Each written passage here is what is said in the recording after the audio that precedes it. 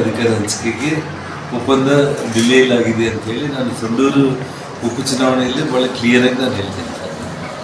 So ಅದೇ ನಡೆಯುತ್ತೆ ಅಷ್ಟೇ. ಆಗುತ್ತಲ್ಲ ನವೆಂಬರ್ ಕ್ರಾಂತಿ ಆಗುತ್ತೆ, ಬದಲಾವಣೆ ಆಗುತ್ತೆ.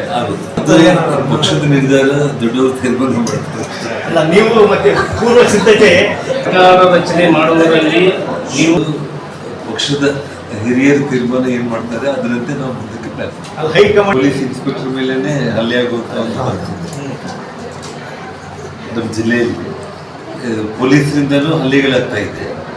ಸಿಕ್ಕಾಪಟ್ಟೆ ಅಂದರೆ ಸಾರ್ವಜನಿಕರ ಮೇಲೆ ದಬ್ಬಾಳಿಕೆ ಹಲ್ಲೆ ನಡೀತಾ ಇರುವಂಥದ್ದು. ಜೊತೆಗೆ ಯಾದಗಿರಿಯಲ್ಲಿ ASIನೇ ಕಿಡ್ನಾಪ್ ಮಾಡ್ಕೊಂಡು ಯಾರು ಕಾಂಗ್ರೆಸ್ ಕಾರ್ಯಕರ್ತರು ಅಲ್ಲ, ಯಾಕೆ ಕಾಂಗ್ರೆಸ್ ಗೂಢರಾಜ್ಯ ಆಗ್ತಿದೆಯಾ? ಹೇಗೆ ಕಾಂಗ್ರೆಸ್ ಕಾರ್ಯಕರ್ತರು ಒಬ್ಬ ASIನೇ ಕಿಡ್ನಾಪ್ ಮಾಡ್ಕೊಂಡು ಹೋಗ್ಬಿಟ್ಟಿದ್ದಾರೆ.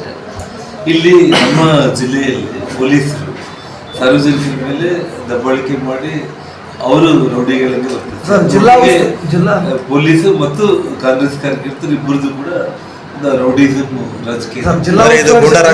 ಸಚಿವರು ಇದರ ಬಗ್ಗೆ ಏನು ಪ್ರಕ್ರಿಯೆ ನೀಡ್ತಾರೆ? ಕಪ್ಪು ಆಗ್ಬಿಟ್ರು ಸರ್. ಅವ್ರ ಸೀಟ್ ಅನ್ನೋದು ಕನ್ಫ್ಯೂಷನ್ ಅಲ್ಲಿ ಇದೆ. ಅಲ್ಲ, ಹಿಂದೆ ಬಿಹಾರ ಗೂಢರಾಜ್ಯ ಅಂತಿದ್ರು, ಈಗ ಕರ್ನಾಟಕ ಹಂಗಾಗಿದೆಯಾ ಸರ್? ಅದನ್ನ ನಾವು ಕೊಪ್ಪಳ ಇನ್ಸಿಡೆಂಟ್ಗಳ ಮೂಲಕ ನಾನು ಯಾಕಂದ್ರೆ ಇಡೀ ಯಾದಗಿರಿನಲ್ಲಿ ನೀವು ನೋಡಿದ್ರೆ ಅದೇ ಪರಿಸ್ಥಿತಿ, ಕೊಪ್ಪಳದಲ್ಲಿ ನೋಡಿದ್ರೆ ಅದೇ ಪರಿಸ್ಥಿತಿ.